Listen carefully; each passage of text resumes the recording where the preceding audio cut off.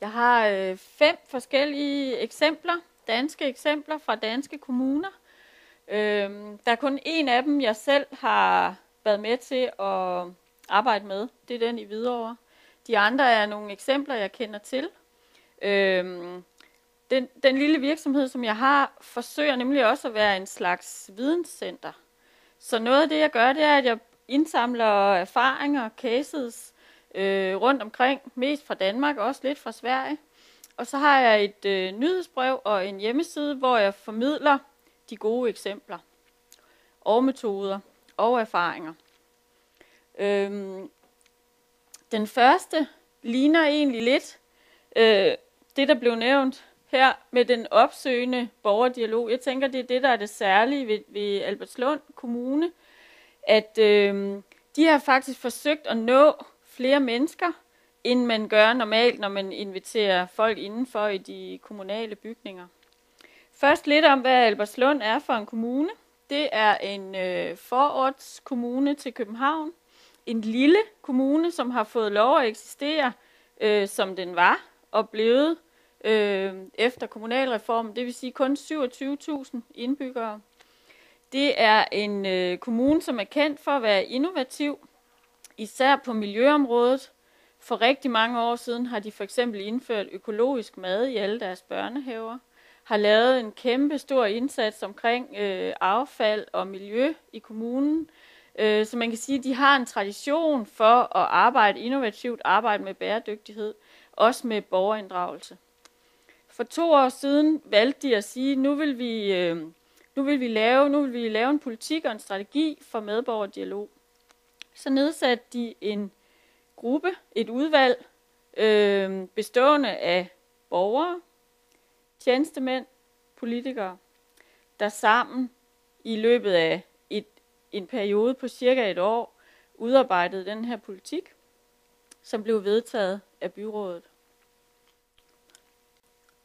Lige præcis det projekt, som jeg vil fortælle jer om, det her, der hedder Vores By, det er man kan sige en overordnet planlægning af byen, en langsigtet planlægning af byen, hvor de har valgt at sige, at vi har nogle udfordringer, vi har nogle udviklingsmuligheder, nogle områder i byen, som der skal ske noget med på lang sigt frem mod 2024. Nu vil vi spørge borgerne, hvad de synes, vi skal gøre. Hvilken vej synes de, at vores kommune skal udvikle sig. Så man kan sige, at vi er ude i et eksempel, der ligner lidt noget af det, I har nævnt. Altså det der med at gå ud og få gode idéer ind, og vi er på den lange bane tidsmæssigt, og man kan spørge, hvor meget af det vil så ende med at blive realiseret. Det de i hvert fald gjorde i Albertslund, det var, at de sagde, vi må have noget konkret, som borgerne kan forholde sig til. Derfor så laver planafdelingen, altså tjenestemændene, et idéoplæg. Men et idéoplæg, som er formidlet, så almindelige borgere kan forstå det, med nogle scenarier, nogle mulige udviklinger i byen. Og så i stedet for at holde borgermøder eller invitere ind på rådhuset, så gik de på gaden. Så tog de et kæmpe stort luftfoto af hele Albertslund Kommune, som var 70 kvadratmeter, tog de og bredte ud i byen, nogle bestemte steder, og inviterede folk til at komme og stå og kigge med, og stå og snakke med om udviklingen, om hvordan det hele så ud lidt fra oven. Drikke noget kaffe, komme med nogle forslag, der så blev lavet til tegninger, så man også visualiserede det. Altså lidt, eller det du fortalte med, at bruge flere medier. Altså ikke kun regne med, at en plantegning eller en teknisk rapport, planrapport, kan interessere folk, men virkelig anstrenge sig for at bruge medier, som almindelige mennesker kan bruge eller kan forstå. Ikke? Tegninger, talebobler, med nogle små, korte bemærkninger til, hvad er vigtigt for mig, hvad kunne jeg godt tænke mig på det her sted. Det vil sige, en frygtelig masse data, det er jo tit det, som er udfordringen i borgerdialog, at man får en masse data, en masse idéer tilbage. Det de så valgte at gøre, de snakkede med cirka 500 borgere på gaden. Meget forskellige borgere, for det var jo nogen, der kom forbi de her steder, hvor de havde bredt kortet ud. Så det var i hvert fald en måde at ramme nogle af dem, som aldrig ville have begivet sig ind på rådhuset. Men det de så gjorde i trin 2, det var, at de indbød til en form for kvalificering af alle idéerne. De samlede det hele op. De lagde det frem for to faktisk workshops eller værksteder, som også var åben for alle borgere. Så man kan sige, de lavede den brede opsamling af idéer, og så lavede de en proces med kvalificering af idéer. Og endelig så sikrede de i hvert fald, at politikerne havde hørt det ved, at der blev lavet en præsentation for byrådet, og at det blev fastholdt i et idékatalog. Jeg tænker, at i det her, der er der jo nogle interessante initiativer, som handler om at komme bredt ud, være nede på jorden, være visuel i sin tilgang. Samtidig er der selvfølgelig også nogle udfordringer, der hedder, vi taler 2024, vi taler indsatser, planindsatser i byen, som skal finansieres på en eller anden måde, som skal prioriteres på en eller anden måde. Så det i hvert fald lykkedes at skabe her, kan man sige, det var et måske lidt klare billede hos politikerne af, hvad synes borgerne er vigtigt her, og et lidt klare billede hos borgerne af, hvad er der egentlig af muligheder, eller hvad er det egentlig politikerne skal til at tage stilling til de næste år for vores by, ikke? Den er jo lidt klassisk, altså vi samler ind, vi lytter, vi registrerer, og hvad gør vi bagefter? Hvilken reel forskel gør alle de her idéer så, når vi får developer ind, når vi skal begynde at prioritere osv. Og det er der, jeg tænker, ja, der kunne det være spændende at fortsætte dialogen, og fortsætte med at ansvarliggøre borgerne i forhold til, at der skal vælges, der skal måske skæres noget fra osv., for at det kan realiseres, ikke?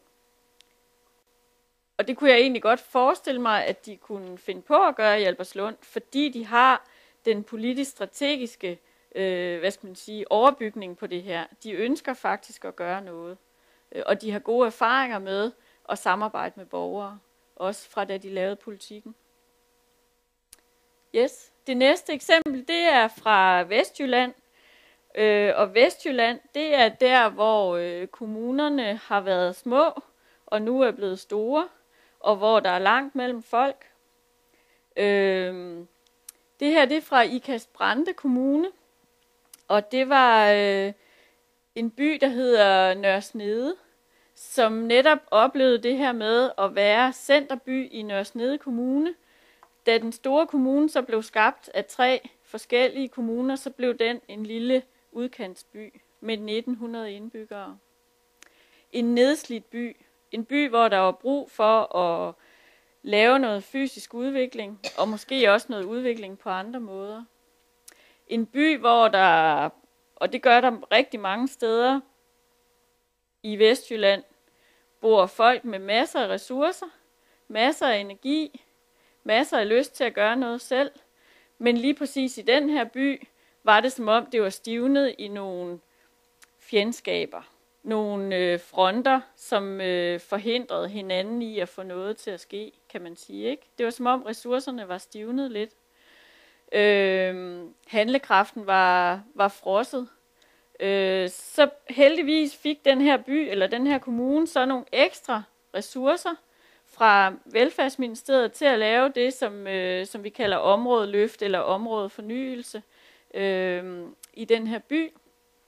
Og det, som kommunen så besluttede sig til, det var, at de ville naturligvis sørge for, at der skete et fysisk løft i byen, altså at der blev lavet nogle af de udviklinger, som der var brug for, men de ville koble det til en social eller fællesskabsmæssig udvikling. De ville gerne bryde nogle af de her mønstre, der havde dannet sig med, at folk i grund der var frustrerede, der var mistillid mellem forskellige grupper. De ville gerne prøve at tøge de frosne fronter op også i det her arbejde. Og der tænker jeg, der er vi jo over i noget, som minder lidt om det, der var i modellen med at få gang i den sociale kapital. Altså gå ind og tænke, ikke bare at vi er en kommune, som nu har nogle ressourcer til at gå ud og løfte en by rent fysisk, måske lave en ny plads og skifte nogle træer og rive nogle huse ned og sådan noget, men også tænke det bredere som, at vi skal have borgerne med. Det skal være borgernes projekt det her, og det skal være dem, der løfter det. For det gør jo noget ved livskvaliteten på stedet. Ny belægning på hovedgaden gør ikke nødvendigvis noget ved livskvaliteten i sig selv. Der skal noget mere til. Så det de gjorde i Nørre Snede, eller i Ikast-Brande Kommune, det var, at de startede faktisk med at holde en workshop for de medarbejdere, som skulle være med, de kommunale medarbejdere, som skulle være med i det her projekt. Jeanette, som var projektleder for det her, hun var ret ny, og hun kunne mærke, at når de i kommunen, når hun med sine kolleger talte om det her projekt og den her by, så var der sådan lidt nogle sjove ansigtsudtryk, sådan noget, nå ja, derude i Nørre Snede, og de er ikke rigtig kloge, og de kan ikke finde ud af noget, og det er også et hul i jorden, og altså en masse sådan negative forhåndsforestillinger om det sted. Og fordi hun kom udefra, fordi hun lagde mærke til det her, så sagde hun til sig selv og til sine kolleger, før vi kan gøre noget med Nørre Snede, så må vi gøre noget med os selv, og vores egen forestillinger om, hvad det er for et sted, og hvad det er for nogle mennesker. Og så arrangerede hun en workshop, hvor alle de medarbejdere i kommunen, som skulle være med i det her projekt, som skulle samarbejde med borgerne i Nørre Snede, hvor de simpelthen brugte en dag på at tale om, hvad var hver især deres tilknytning til Nørre Snede, hvad vidste de om det, hvad havde de haft af oplevelser, hvad tænkte de, og hvor kom det egentlig fra. Og den selverkendelse, som det også kan være, at man sidder måske som planlægger og har oplevet haft nogle dårlige møder eller dårlige oplevelser med borgerne i Nørre Snede, og det har fået en til at tænke, at de forstår heller ingenting, og i virkeligheden vil de ikke udvikling, de er bare nogle forstokkede mennesker derude.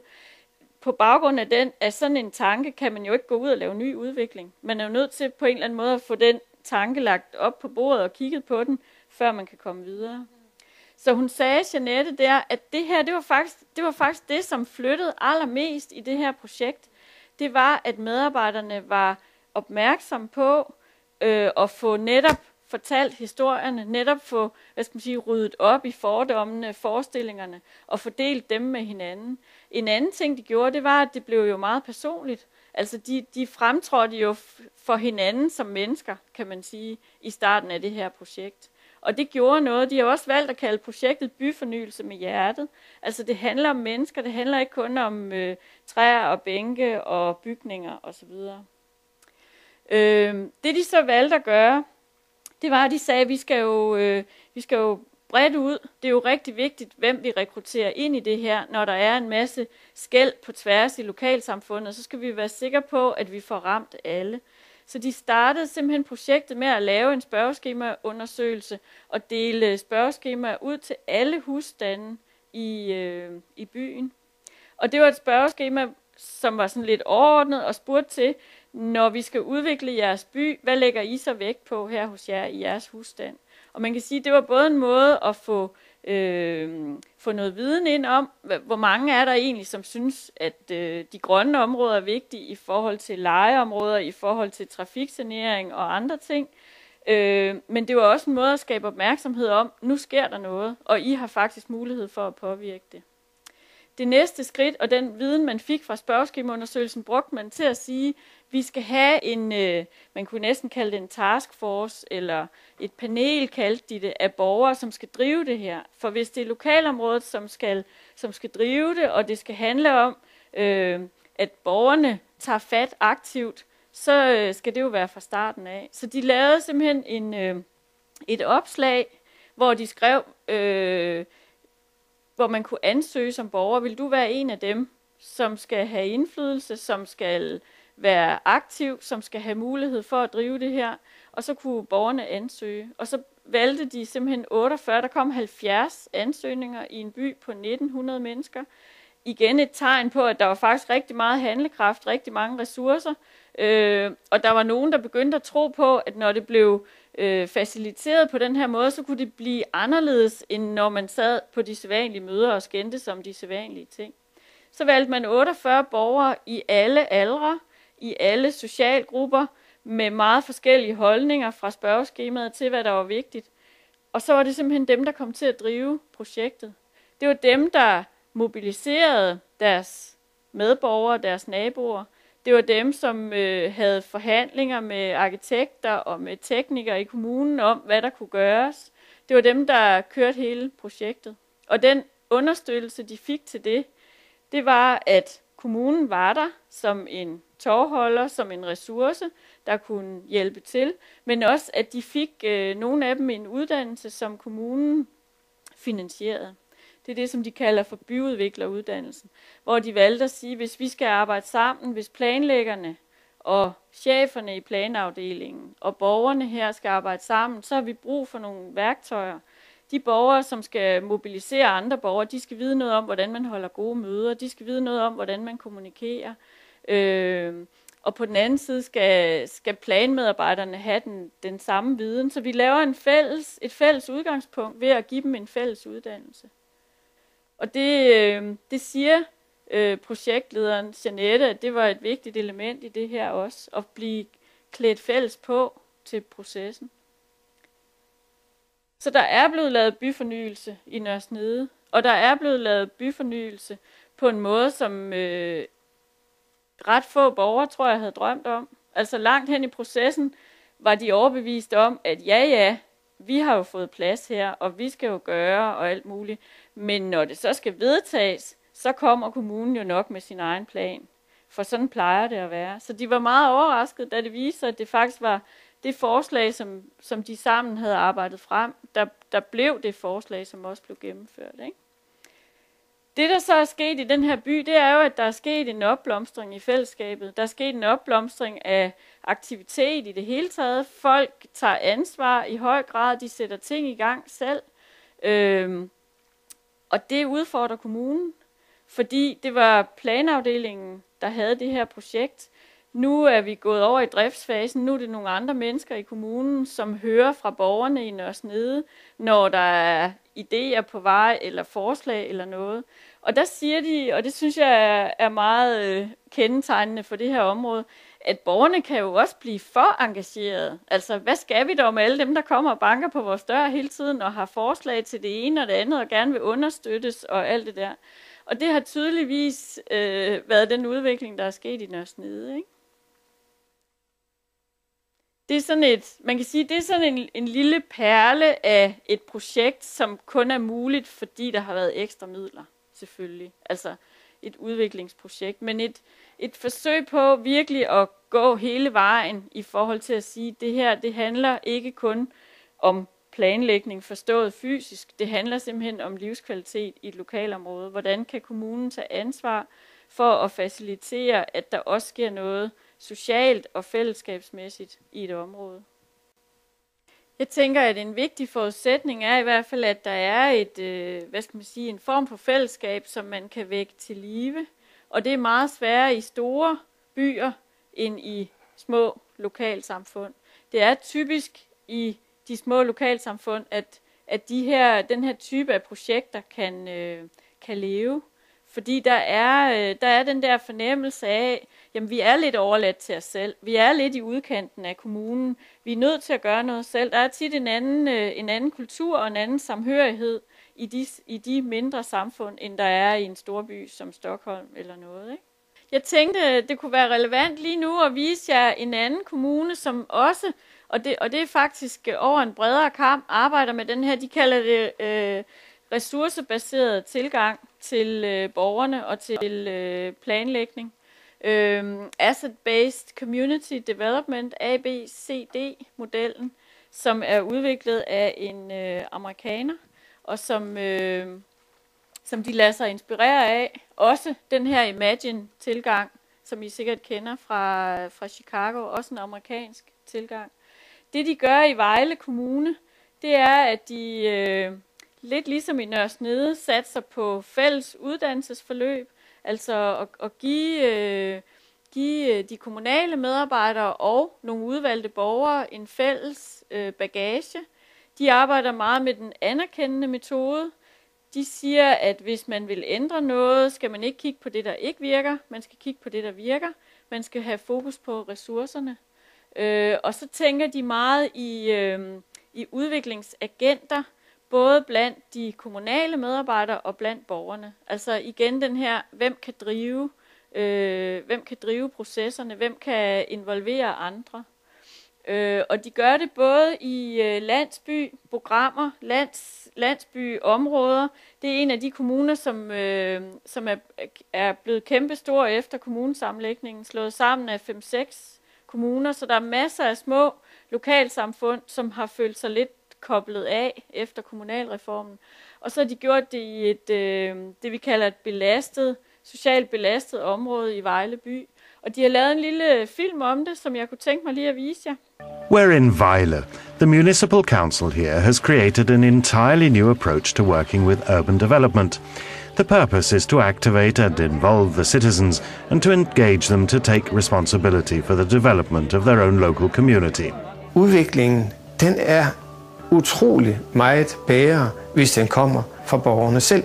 The council has also successfully used the Vejle model to develop villages in the municipality. Det giver der noget sammenhold og en følelse af, at vi kan løfte noget sammen. And to improve a vulnerable housing estate. Jeg synes, der skete en markant forandring. This is the story of the Vejle model.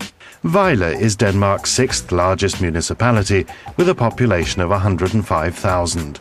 The main city of Vejle is surrounded by 4 centre towns and more than 50 villages. The development of the Vejle model began in 2005 along with the project The City in Balance that was created in cooperation with the Ministry of the Interior and Social Affairs. Vejle agreed to work out a new method and approach to urban development rooted in the local communities. The hub was the vulnerable housing estate Nørremarken in Vejle. The project manager clearly remembers the words that we used to describe the area. Hærværk, sociale problemer, kriminalitet, enlige forsørgere, etnisk overvægt. So Vejle wanted to do something about this. Hvis vi kunne vende tingene 180 grader rundt, hvordan kan vi gå ind og prøve at se de mennesker, som bor heroppe, hele området, boligområdet, de fysiske rammer, som ressourcer og som noget, der er noget potentiale i, frem for at se dem som ressourcesvage på baggrund af, hvordan de ser ud, eller hvad for en indkomst de har.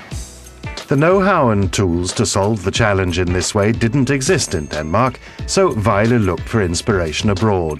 The foundation to work with the City in Balance, which was also integrated in the Vejle model, was the American ABCD method, asset-based community development, which can be used in local areas. ABCD-metoden går i sin korthed ud på at sige, hvis vi vil lave bæredygtig udvikling i et lokalområde, så er vi nødt til at have borgerne med som den allervigtigste part, fordi det er dem, der ved bedst, det er dem, der ved, hvad der skal til, og det er dem, som sikrer, at de også overlever efter en projektperiode. The ABCD approach has been used successfully in the development of American ghettos. In the vulnerable housing estate in Vejle, the method also proved its worth. Folk har opdaget en masse ressourcer i deres lokalområde og hos dem selv. Just ask Ahmed Inchikli. Ressourcerne har jo altid været her, og der har altid været de mennesker. De har bare ikke turt at vise sig frem eller gå hen og snakke med andre om det. But that has changed now. Nørremarken, det har været en af de punkter, hvor vi ligesom rev alt det gamle tøj af og sagde, at så nu skal vi altså fremad, nu skal vi altså lave noget. Det handler om at samle hele Nørremarken et sted, en dag, til en fælles arrangement, så man kunne lave et Nørremarken-ånd. In Vejle, they also used the ABCD approach in the development of selected villages where, for example, the citizens drew a resource map.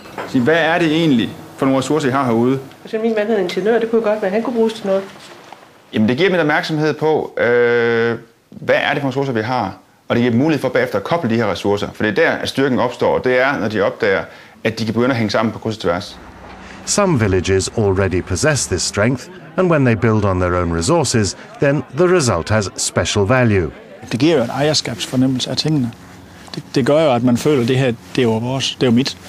The Vejle model also contains another American method, the AI approach, which stands for Appreciative Inquiry. Hvad er det, vi helst vil tage udgangspunkt i? Det, som ikke fungerer, og det, som der er noget lort for at sige lige ud, eller alt det positive heroppe, og AI tager udgangspunkt i det positive. Vi går ind og fokuserer på det, som folk de kan, og det, som et boligområde kan. Så begynder vi at drømme ud fra, hvad det er, vi er gode til i dag.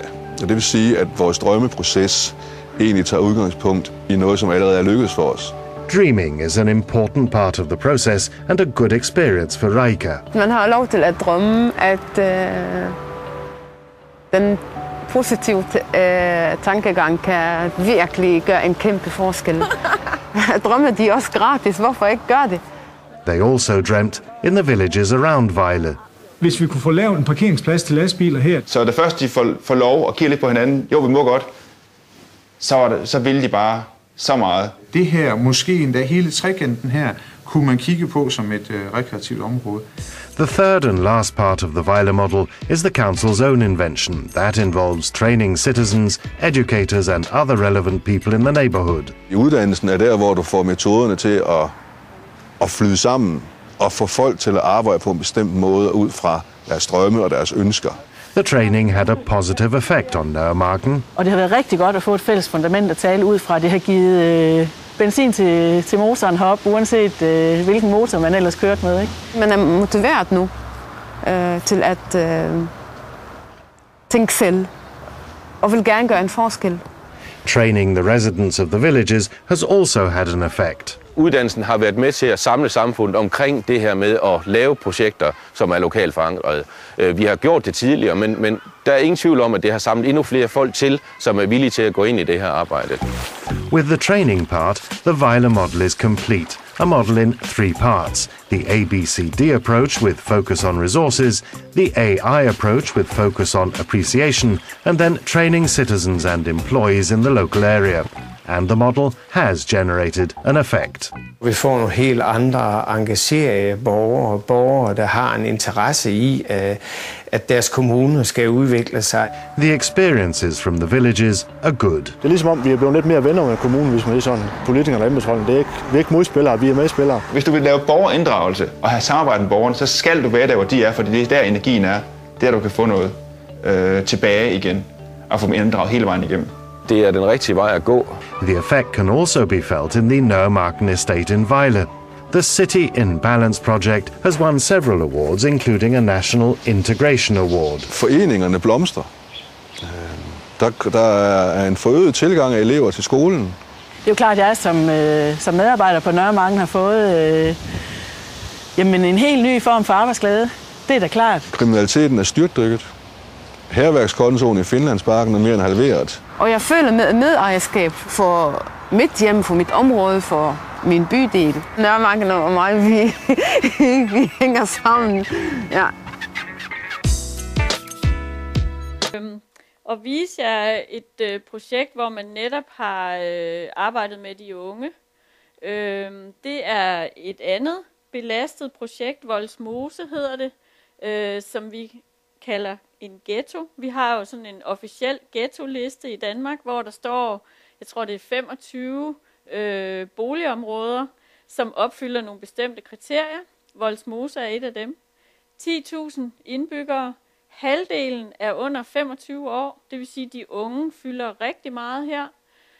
Der bor 80 nationaliteter, der bliver talt 60 sprog, og samtidig er det et af de områder, der ligesom mange andre af den her type områder bliver udviklet lige nu. Altså der bliver lagt planer for, hvordan skal vi fysisk og socialt og på andre måder forbedre det her område.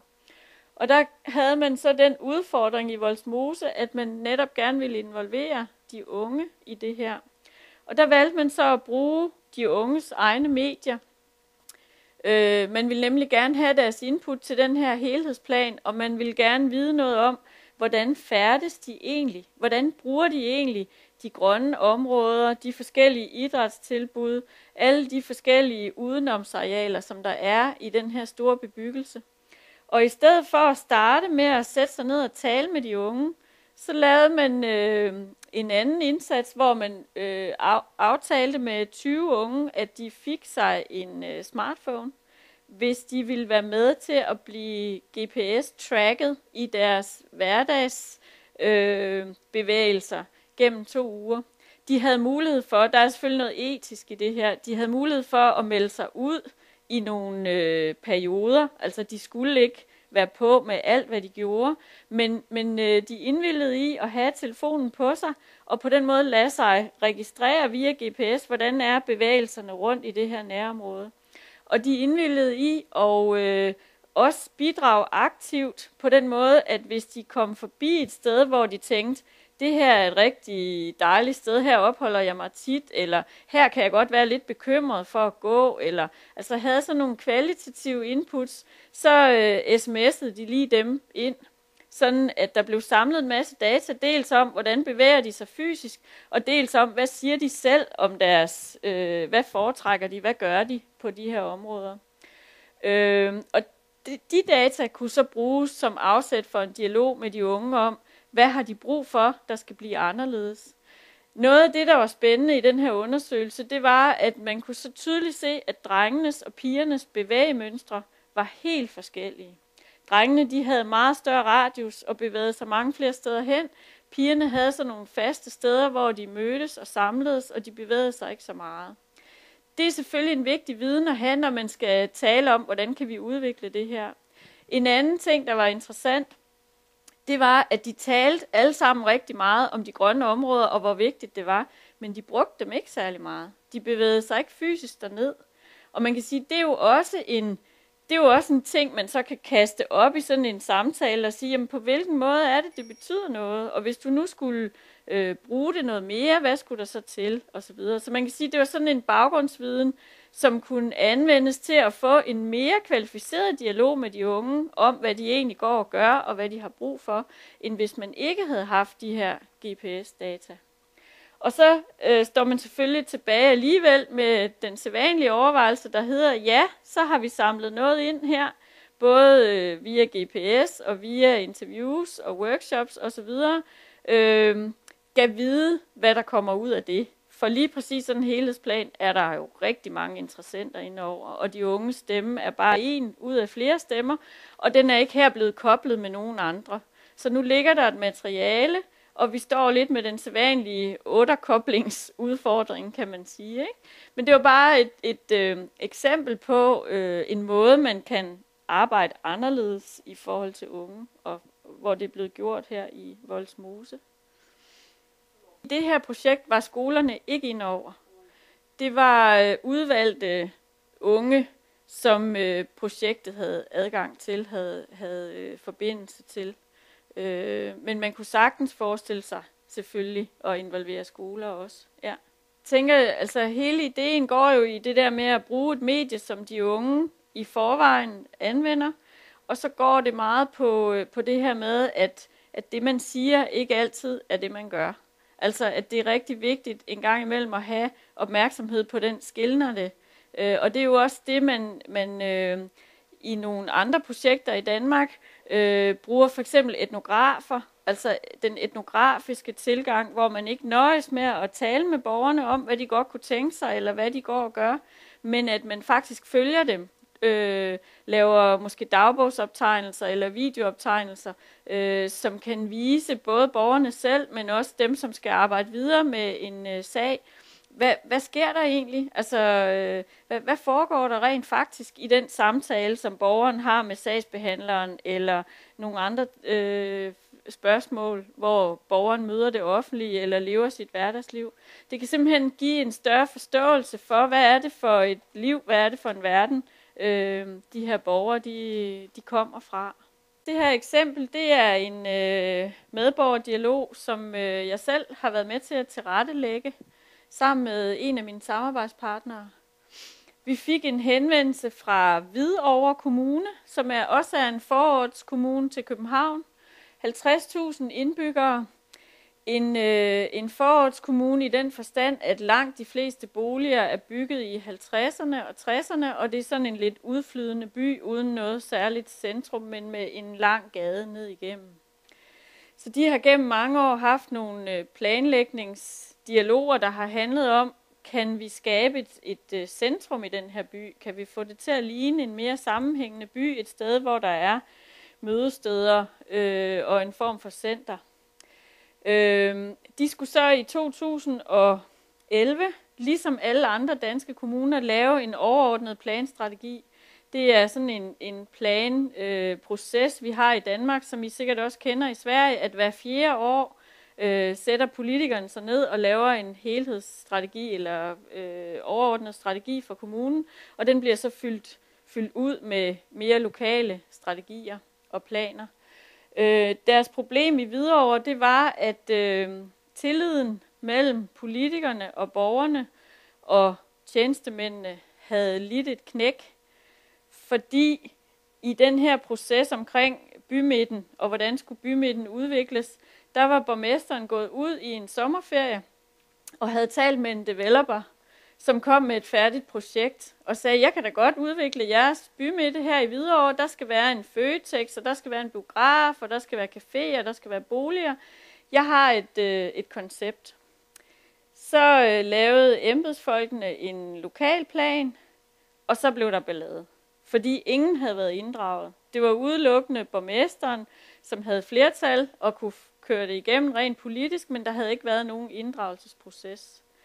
Så der var nogle borgere, som blev rigtig vrede, blandt andet fordi, at den her plan for Midtbyen ville betyde, at en gammel gård, som ligger midt i Hvidovre, skulle rives ned. Og det var nogle folk, som havde et særligt forhold til den her gård. Det var sådan et sted, hvor der foregår kulturelle arrangementer, danseaftener og forskellige sådan foreningsaktiviteter.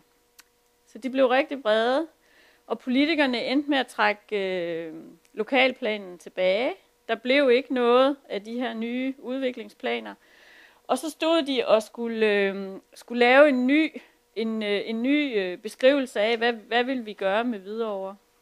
Og det de så tænkte, det var, at vi er nødt til at opbygge noget tillid. Vi er nødt til at starte forfra, fordi lige nu der står vi bare med de her fronter over for hinanden. En anden ting, de tænkte i Hvidovre, det var, at planlægning handler jo ikke kun om det fysiske. Det handler også om de unge mennesker. Hvad laver de? Hvad ønsker de sig? Hvordan ser sundhedstilstanden ud? Hvordan ser de grønne områder i kommunen ud? Altså sådan en mere bred tilgang til planlægning. Så de valgte i den her proces at sige, vi vil ind og lære noget. Vi vil ind og udvikle nye måder at tale med borgerne på, for vi kan se, at den måde, vi har gjort det indtil nu, ikke fungerer. Den bliver alt for konfrontatorisk, og så vil vi gerne arbejde mere tværfagligt. Det, som vi gik ind og gjorde så, det var, at vi lavede vi kaldte det for et action learning forløb for 20 medarbejdere i kommunen, som kom fra forskellige forvaltninger. Det vil sige, det var ikke kun planmedarbejdere, det var også folk fra skoleforvaltning, kulturforvaltning, miljøforvaltning, socialforvaltning.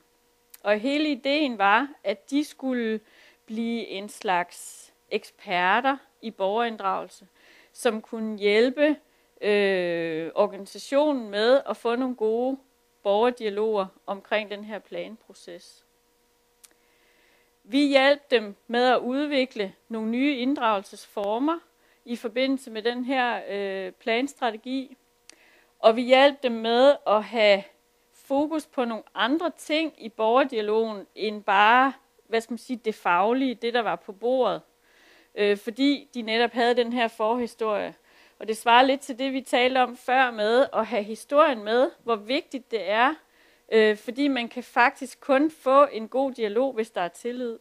Og hvis tilliden er brudt, måske for 10 år siden, eller 2 år siden, der vil stadigvæk være nogen, der husker det.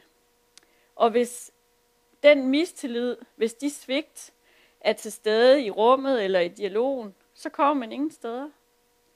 Så omkring den her bymidte, hvor der havde været et tillidssvigt, og hvor der var nogle rigtig vrede borgere, der sagde vi, hvad skal der til for, at vi kan starte dialogen på ny om det her? Jamen, der skal i hvert fald det til, at vi går bredt ud og sørger for, at de eneste, vi kommer til at tale med om det her, ikke er de vrede borgere, som er dem, der råber allerhøjst, men at der kommer mange flere interessentgrupper ind. Det prøvede vi at sørge for ved at sende personlige breve ud til forskellige grupper af borgere, sådan at de meget stærke interesser, de meget organiserede interesser, ikke kom til at stå alene til det her borgermøde, som vi arrangerede, eller den her workshop. Så sagde vi en anden ting, som jeg tænker er en vigtig erfaring i borgerinddragelse, og det er, at der skal være god tid til processer.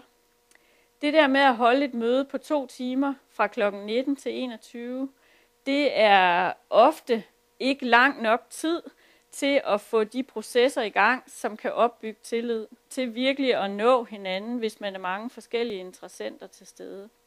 Så vi valgte helt bevidst at sige, at det skal være en lørdag, og det skal være fra kl. 13 til kl. 17, så der er god tid til at tale sammen. Vi ved, det er konfliktfyldt, det her. Når det er konfliktfyldt, er det også rigtig vigtigt at forberede og planlægge dialogen meget godt og meget bevidst. Og vi valgte at sige, at når der er konflikter, så bliver det svært for planmedarbejderne, og det bliver svært for politikerne at være til stede, fordi de er på en måde en part i konflikten. Så der skal være en neutral facilitator på det her møde. Og det var så min kollega Manon, som er procesfacilitator, og som er fantastisk dygtig til at manøvrere i sådan nogle konflikter. Og sørge for, at alle, der er til stede, føler sig hørt, og at der bliver talt ordentligt om tingene, også selvom det er vanskeligt. Så det var sådan et helt bevidst valg, at når der er optræk til konflikter, så er det vigtigt at få en tredje person på banen. Ja. Så det handler om incitamenter, kan man sige. Altså, selvfølgelig kan tid betyde noget. Jeg tænker, det er jo kvaliteten af processen, som er vigtig. Og jeg tænker også, at vi skal væk fra, og det ved jeg godt, at mange politikere har vanskeligt ved, de tænker i antal. De tænker, hvor mange kom der? Var der 120, var der 200, så var det et godt møde. Hvor min erfaring er, hvis der var 30, og de arbejdede rigtig godt, og de forstod hinanden, og de i øvrigt går tilbage til deres baglande og fortæller en ny historie om det her, så kan det være mindst lige så godt. Så jeg tænker meget på kvaliteten af processen, når jeg siger det her med tiden, ikke? Ja. Den anden del, det var så det her med netop at have fokus i processen på at få opbygget tillid. Og en af de måder, vi gjorde det på, det var faktisk at lave sådan en tidslinje, hvor alle, der var til stede ved mødet, de fik mulighed for at fortælle om deres forhold til det her område, der skulle ændres og udvikles. Blandt andet den her gamle gård, hvad den havde betydet, om det var der, de havde fået deres første kys og danset deres første dans, og hvad ved jeg. Sådan at det blev tydeligt for alle, hvad det var, der var i spil, og folk trådte frem som personer og ikke bare som interessenter. Og det gjorde faktisk en kæmpe forskel. Blandt andet på den måde, at ham, der står og peger på tavlen, det er Erling. Han er en af de vrede borgere i Hvidovre. Han er en af dem, som både politikere og embedsfolk op til det her møde havde mareridt omkring. Hvad sker der, når Erling kommer? Han laver altid så meget ballade. Han er altid så vred. På det her møde, der var Erling en glad mand. Han oplevede sig simpelthen lyttet til. Han rejste sig faktisk op i slutningen af mødet og sagde tak, fordi at det var første gang, han havde oplevet, at der var sket en konstruktiv samtale om nogle ting i Hvidovre Kommune. Så det handler også meget om at få vendt, kan man sige, den der modstand og den der mistillid til noget medspil, til noget konstruktivt. Og det vil jeg sige, det lykkedes via den her mødeform. Det der så siden er sket, der er jo så kommet en masse indspil fra den her workshop til, hvordan skal bymidten se ud. Men man havde jo ikke nogen investor. Altså det er jo igen et af de her planspørgsmål, hvor man kan sige, ja, idéerne er der, men hvem skal betale? Det de så har valgt at gøre i Hvidovre, som jeg synes er ret modigt, det er, at de har sagt, når vi går videre med det her, når vi skal finde en investor, så vil vores krav være, at investor skal fortsætte borgerdialogen og skal betale borgerdialogen i projektet. Altså, vi vil ikke slippe den her og sige, nå, det var fint, vi fik nogle idéer fra jer, nu går vi ud og finder nogen, der vil finansiere det her, og så kommer det sikkert til at se helt anderledes ud. De har faktisk valgt at sige, at de vil fortsætte dialogen, fordi de ved godt, at den tillid og den troværdighed, de har bygget op, den forsvinder, hvis der pludselig kommer nogle andre interesser ind over, og borgernes forslag bliver fejet til side.